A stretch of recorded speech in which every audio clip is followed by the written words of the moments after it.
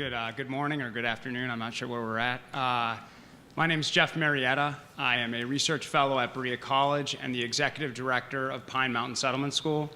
We've been serving the coal fields of Eastern Kentucky for over 100 years. We are a collaboration hub that involves 2 school districts, 12 churches, nonprofit organizations, businesses, and community members. I just want to remark and emphasize what Randy said this morning. You know, the title of this conference is The Social Side of Education, and I didn't know there was a non-social side of education. You know, education is fundamentally a social endeavor, and I think it's remarkable that we're here having to say we're going to talk about the social side of education. In our community, there's pervasive chronic poverty, and there are complex social problems. And our working assumption is if you have a complex social problem, those cut across organizational, political, ideological, they cut across all those boundaries. And if we're going to actually fix them, we have to work together in order to solve them. So it's not like we should work together. We actually have to work together. It's not a choice that we have. Sorry, okay, that's my little soapbox. I'm preaching to the choir, I know, but so just a little bit, we already know that collaboration is difficult. I could take the folks here in this room and randomly assign you to groups. This has been repeated over and over again, and I could sort of make you guys go against each other just based off random assignment of groups. And so you think about the work that we're doing and people in their own organizations coming from different backgrounds, different cultures, different languages, both their own language and also organizational languages. And you create a context that makes it difficult to see past our own differences.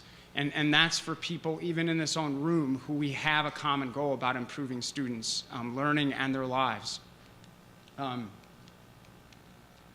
So a little bit about how my work got started. I'm so fortunate to be here with one of my long-term mentors, Susan Moore Johnson, and some of my colleagues from Harvard.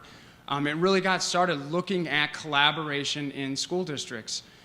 As we know, when we implement reforms in large urban school districts, and it was so great to see some of the research by Daly and Finnegan. That's how I know where you guys are. I cite you in my dissertation everywhere. And we know that to implement reforms, that reform often is implemented at the intersection of principals and superintendents or area superintendents. And there's tensions there. And so how can we get area superintendents and principals to work together? And we wrote a book on this. Susan Moore Johnson is a lead author, Achieving Coherence in District Improvement. I think we've heard that word a lot already, coherence. And so that book is really about how do we solve those tensions, and really it's about working together on a common goal around a coherent objective. We also know a lot about collaboration in communities. I'm just going to highlight a few here. Montgomery County, long-term, deep labor management collaboration. They also have a great collaboration with the business community, McBree. We have Strive in Cincinnati, great collaboration, community-wide collaboration. And then I was just talking to Joe here about the CEC's work in LaGrange in Illinois, another example of community collaboration.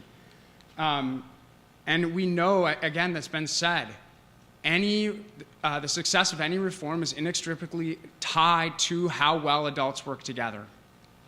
And so while there's growing evidence and we see the research, what we're trying to do now is create a practical guide to collaboration. So I'm working with folks at the Rennie Center, which is a nonpartisan educational research group in Massachusetts, and we're creating a toolkit on how to help practitioners like myself and others actually collaborate and work better together. Every chapter is going to include tools, and then this is another shameless plug, but I feel like this is where the research and the practice come together.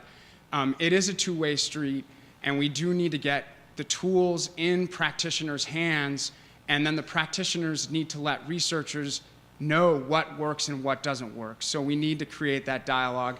And I'll just leave there and go on to the next person and answer any questions you have during the discussion. Thank you.